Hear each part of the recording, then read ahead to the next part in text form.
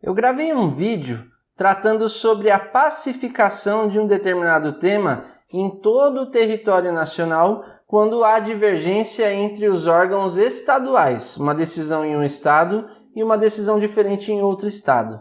Mas e quando há uma divergência de decisões no mesmo órgão julgador, ou seja, no mesmo estado?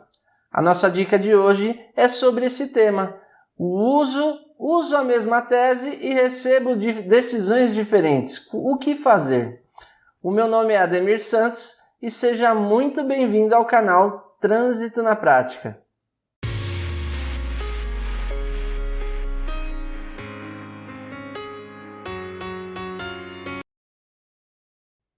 É muito comum de você verificar decisões de recursos com a mesma tese, sendo que as penalidades, um foi cancelada, o outro foi mantida, ou seja, decisões diferentes das mesmas teses recursais. E não é alegação de mérito, não é questão de erro formal no auto de infração, e que aí realmente, erro formal, cada auto, você tem que analisar de forma individual, cada auto de infração. Mas teses que tratam de competência legal do agente de trânsito, que tratam da discussão de um tema como de alcoolemia, sobre a recusa e assim por diante. E como é que você faz? É difícil até de explicar para um cliente. E aí, imagina que geralmente nos clientes, um cliente bem satisfeito, ele vai lá e indica outro, né? Então, imagine um cliente que teve um problema resolvido no seu escritório, indicou um amigo e o amigo com o mesmo problema já não teve essa solução de forma eficaz. E aí a pessoa te pergunta, né? Doutor, mas com o meu amigo foi a mesma situação e com ele deu certo, por que comigo não deu certo? E aí até que você explica que vai depender de quem julgou, da decisão do julgador, do membro julgador, do entendimento do membro julgador, é muito complicado. E o fato é que questões que tratam de aspectos legais, e eu volto a dizer, não é erro formal no auto de infração, não é mérito, e sim discussão apenas de interpretação da norma, aspectos legais realmente. É inadmissível que um órgão recursal profira decisões diferentes em casos idênticos, semelhantes, tá ok? E aí é justamente nessa situação que nós vamos trabalhar, tá? Então, nós vamos falar sobre a questão de pacificar entendimentos no mesmo órgão recursal. Então, esse vai ser o tema de hoje, a dica de hoje. E aí, volto a trazer aqui o artigo 5º, que trata sobre a definição do Sistema Nacional de Trânsito, que é um conjunto de órgãos, e tem várias finalidades aqui, o exercício de várias finalidades. Dentre elas, julgamento das infrações, correto? Além disso, existe a previsão de cada órgão e a competência de cada órgão. Então, a previsão de cada órgão que compõe o SNT está lá no artigo 7º, e aí eu vou dar ênfase hoje ao CETRAN, porque o CETRAN é o órgão que julga o recurso em segunda instância em cada estado, tá ok? E aí, grande parte das infrações, as infrações que foram aplicadas, a penalidade aplicada pelo órgão municipal ou órgão estadual, quem julga esse recurso são os CETRANs. Então, eu vou dar ênfase para o CETRAN, porque ele é quem julga grande parte dos recursos em segunda instância, tá ok? Em cada estado. E aí, o CETRAN faz parte do Sistema Nacional de Trânsito, ele é o órgão normativo, consultivo e coordenador dentro da sua circunscrição, lá dentro da sua territorialidade, que é os limites do estado, ok? E aí, entenda o seguinte, os artigos 12 até o 24 do CTB trata das competências de cada órgão que compõe o SNT. E aí eu vou trazer então a competência do CETRAN, prevista lá no artigo 14 do CTB. Então, se você quiser saber toda a competência do CETRAN, leia o artigo 14 na sua íntegra.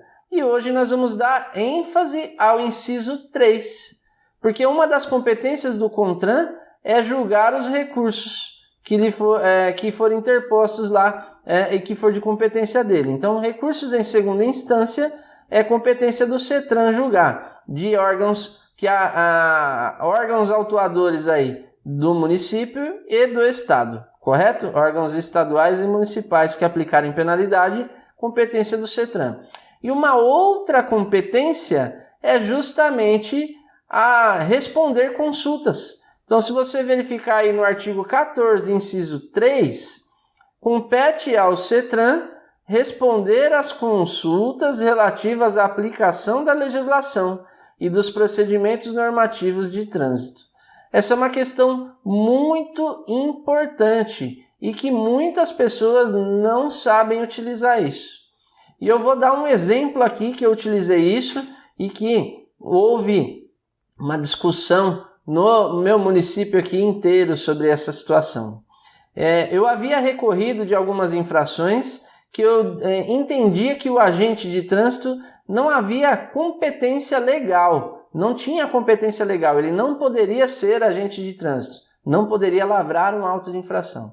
E eu recorri 1, 2, 3 vezes de algumas infrações e obtive um resultado negativo. O recurso foi indeferido até segunda instância. E ainda assim, eu entendia que a minha tese tinha cabimento e que era muito possível de ser acatada. E aí eu percebi, por isso que eu digo que é importante você conhecer a regra do jogo, eu percebi que as decisões estavam sendo feitas de forma isolada. Então dependia muito de quem era o relator do recurso para deferir ou indeferir o recurso. E eu falei, não, eu preciso de uma decisão, um posicionamento oficial do órgão julgador, no caso o CETRAN.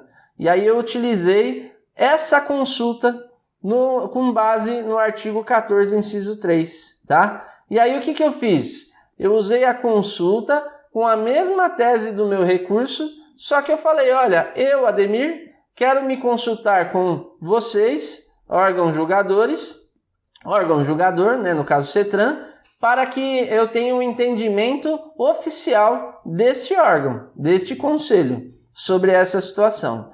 E aí, por incrível que pareça, depois de vários recursos indeferidos, eu tive um posicionamento favorável à minha tese. Realmente, esse tipo de agente não pode lavrar, não pode fiscalizar trânsito.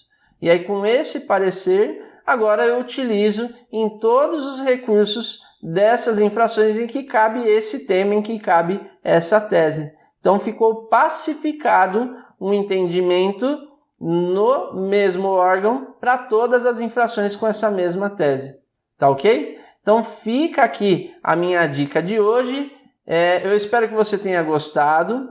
Use isso com cautela. Não é para ficar saindo fazendo consulta toda hora. Saiba quando e como utilizar isso. Eu costumo dizer que você tem como dar um tiro com uma munição de 22, uma munição de festim e dar um tiro de canhão. Esse é o típico tiro de canhão, porque vai ser pacificado um tema e você tem que saber se vai ser viável realmente ou não utilizar essa consulta, tá ok? Mas de qualquer forma a informação está aí, use a seu favor, use e abuse na verdade a seu favor. Eu espero que você tenha gostado. Se você gostou desse conteúdo, já deixa o like aí no nosso vídeo. Se inscreve no canal se você ainda não se inscreveu, ativa o sininho para que você receba as notificações das próximas publicações de vídeo e compartilhe aí com quem você entenda que esse conteúdo é relevante, esse conteúdo vai ajudar. Compartilhe nos grupos aí que você tem de trânsito,